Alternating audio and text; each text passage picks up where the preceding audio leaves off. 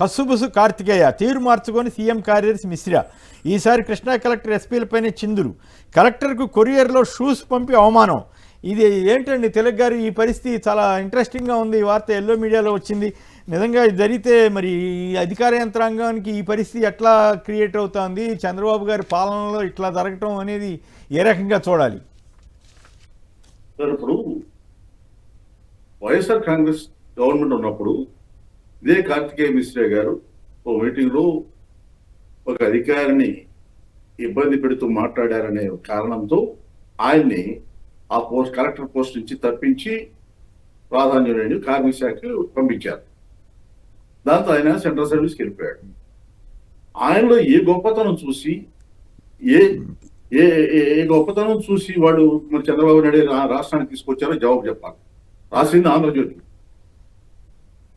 ఆంధ్రజ్యోతిలో రాశారంటే మరి ప్రభుత్వానికి అనుకూలంగా ఉండే పత్రికలో వచ్చిందంటే మరి ఆ అధికారిని ఏ ప్రాతిపదికన మళ్ళీ తీసుకొచ్చారు? వైఎస్ఆర్ కాంగ్రెస్ పార్టీ పక్కన పెడితే ఆయన ఢిల్లీ వెళ్ళిపోతే ఆయన్ని తీసుకొచ్చి మళ్ళీ ఒక ప్రాధాన్యమైనటువంటి పోస్టులో ముఖ్యమంత్రి కార్యాలయంలో పెట్టారంటే ఆయనలో ఏ గొప్పతనం చూసి తీసుకొచ్చారు చంద్రబాబు నాయుడు గారు? ఆయన జవాబు చెప్పాల్సి ఉంది. ఈ ఆంధ్రజ్యోతిలో వచ్చే వార్తలు కొన్ని చూసే వాళ్ళకి అబ్బా బాగా రాశారు అనుకుంటారు. నేను ఒక మాట ఈ సందర్భం మనకి అవును కాదు ఒక మాట చెప్తాను. ఇప్పుడు బిఆర్ నాయుడు గారి విషయం ప్రస్తావనకు వస్తే చాలా వైఎస్ఆర్ కాంగ్రెస్ మీద దుమ్మెత్తిపోస్తున్నారు. మరి అదే పత్రికలో ఆంధ్రజ్యోతిలో ఒక మంత్రి గారు ఒక హోటల్లో రాసలీల జరుపుతున్నాడని చెప్పేసి వచ్చిన వార్తనే మరి ఎందుకు చర్య తీసుకోలేదు?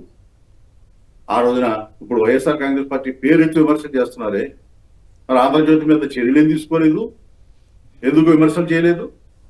అందువలన వాళ్ళకి కావలసిన విధంగా కొన్ని ఎలా ఉంటాయంటే చంద్రబాబు నాయుడు గారి వ్యవహార శైలి ఆయనకి నచ్చకపోతే ఆయన డైరెక్ట్ గా అనకుండా ఈ ఆంధ్రజ్యోతిలోనూ ఈనాడులోనూ రాయించడం, దాని మీద ఏమయ్యా ఎడ్డెడ్ చేశావు, నువ్వు అనవసరం నాకు అని అట్లా చెప్పడం ఇట్లా జరుగుతూ ఉంటుంది.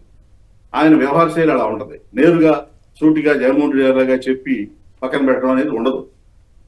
అందువలన ఇది ఆ ప్రభుత్వానికి నిజంగా జరిగి ఉంటుంది అంటారా? ఇది కాదు. అన్నిటికీ మించి ఆశ్చర్యం ఏంటంటే కలెక్టర్కు కొరియర్లో షూస్ పంపడం ఏంటి, అవమానించడం ఏంటి, అంత అవసరం వచ్చింది?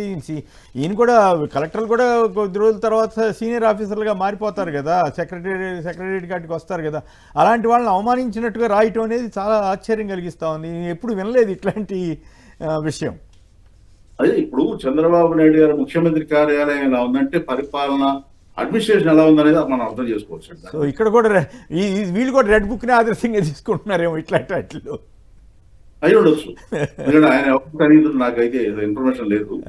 ఆయన సన్నిహితుడా చంద్రబాబు నాయుడు సన్నిహితుడా అనేది నాకు తెలియదు. తీసుకొచ్చింది చంద్రబాబు నాయుడు గారు కాబట్టి ఆయనకే సన్నిహితుడు అయి ఉంటాడు. మరి ఇప్పుడు ఆయన బాధ్యత వహించాలి ఇట్లాంటి వాటిని. ఇట్లా చేసినందుకు ఇప్పుడు ఎవరైనా కలెక్టర్ మీద అసంతృప్తి ఉంటే లెటర్ రాస్తారు, డిఓ లెటర్లో ఏదో అంటారు కదా, అవి రాస్తారు, వాళ్ళ రిప్లై అడుగుతారు. అంతేగాని ఈ షూస్ పంపటం ఏంటండి? రాంభూపాల్ గారు మీరు ఎప్పుడైనా విన్నారా ఈ షూస్ పంపటం ఏంటి?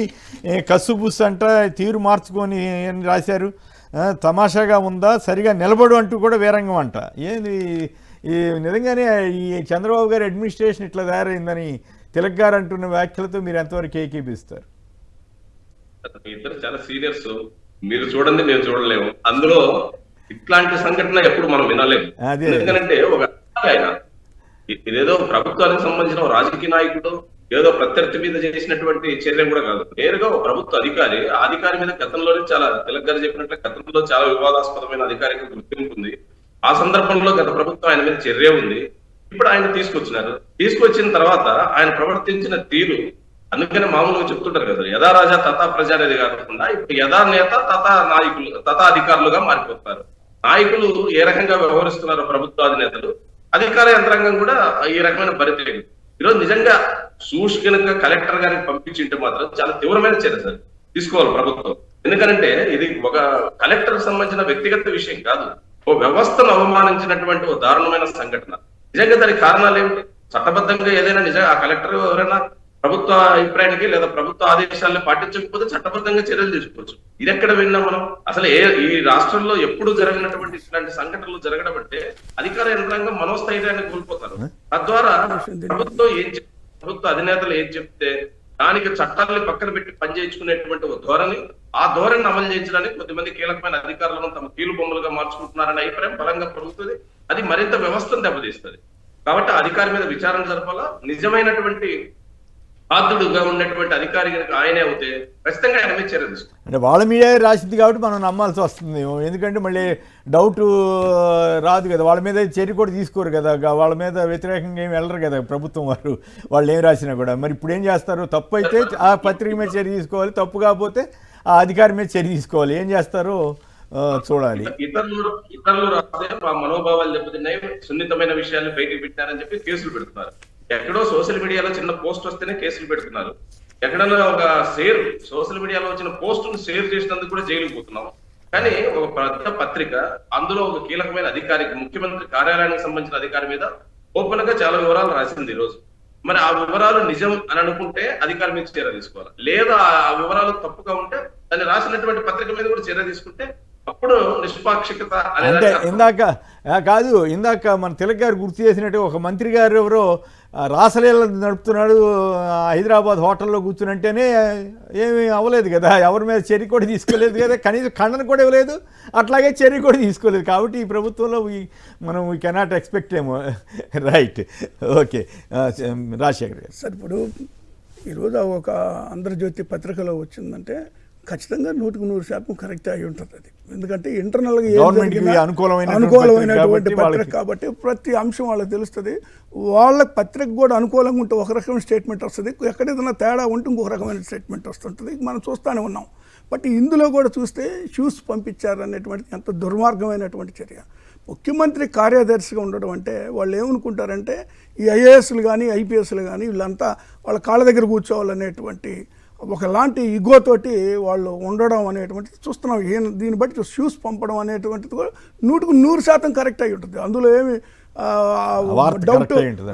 డౌట్ ఏం లేదు, పంపించి ఉంటారు. ఎందుకంటే ఈ పేపర్ రాసింది కాబట్టి, పర్టికులర్గా వాళ్ళ పేపర్ వాళ్ళ మీద రాసింది కాబట్టి ఖచ్చితంగా ఉంటుంది అని. కానీ నేనేమంటానంటే ఇది ఒక ఆధిపత్య పోరు. ఐఏఎస్ ఆఫీసర్స్ని, రాష్ట్రంలో ఉన్నటువంటి ఐపీఎస్ని ఐఏఎస్ని వాళ్ళ గ్రిప్లో పెట్టుకోవడానికి వాళ్ళ ద్వారా పైన వాళ్ళు ఏదైతే అడ్డగోలు పనులు వీళ్ళకి చెప్తారో వీళ్ళు వాళ్ళ ద్వారా చేయించుకునేటువంటి కార్యక్రమంలో భాగంగానే వీళ్ళందరినీ కూడా ఒక కంట్రోలింగ్ పాయింట్కి తీసుకురావాలని ఈ యొక్క ముఖ్యమంత్రి కార్యదర్శులుగా ఉన్నటువంటి వ్యక్తి ఒక ప్రయత్నం చేసినట్టుగా స్పష్టంగా కనపడుతుంది. ఎందుకంటే సరిగా నిలబడమని, లేకపోతే చిన్న స్టూడెంట్ అండి ఆయన, కాలేజ్ స్టూడెంట్, ఆయనతో పాటు ఐఏఎస్ చదువుకున్న వాళ్ళు కొద్ది ముందు వెనక అంతే. వీళ్ళు రేపొద్దున అదే పొజిషన్కి వెళ్తారు ఉన్నటువంటి ఐఏఎస్ సీనియర్స్ అయితే వాళ్ళని అంత అవమానకరంగా చూడడం అనేటువంటిది ప్రభుత్వంలో ఉన్నటువంటి ఆ డొల్లతనం ఏందో, ప్రభుత్వంలో ఉన్నటువంటి మరి ఈ అధికారుల పట్ల వారికి ఉన్నటువంటి చిత్తశుద్ధి ఏంటో కనబడతా ఉంది. అండ్ అప్పుడప్పుడు చంద్రబాబు గారు కూడా అధికారులను కోప్పడుతున్నట్లుగా ఏం చేసి ఏంటి ఇక్కడ అంతమంది ఎందుకు రాలేదు, పట్టాదారు పాస్ పుస్తకాలు అని అన్నారు. దానికి అనుగుణంగానే ఈయన పనిచేస్తున్నారు కాదు, ఈయన మరీ తీవ్రంగా చేసినట్టుగా అనిపిస్తుంది. కార్తికేయ కార్తికేయ పైన పెట్టారు, కిందేమో మిశ్రా అని పెట్టారు.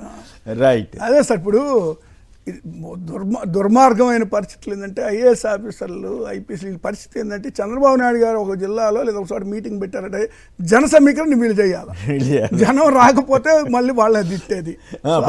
జగన్కి ఏమో అట్ట జనం వస్తున్నారు, 6-7 గంటలు పడుతుంది. ఇక్కడే మన మార్కాపురంలో అనుకుంటా మహిళలు నేను స్కీమ్ ఇస్తుంటే మీరు ఎందుకు రావట్లేదు, బస్సు ఫ్రీ బస్సు ఇస్తుంటే అని అన్నారు.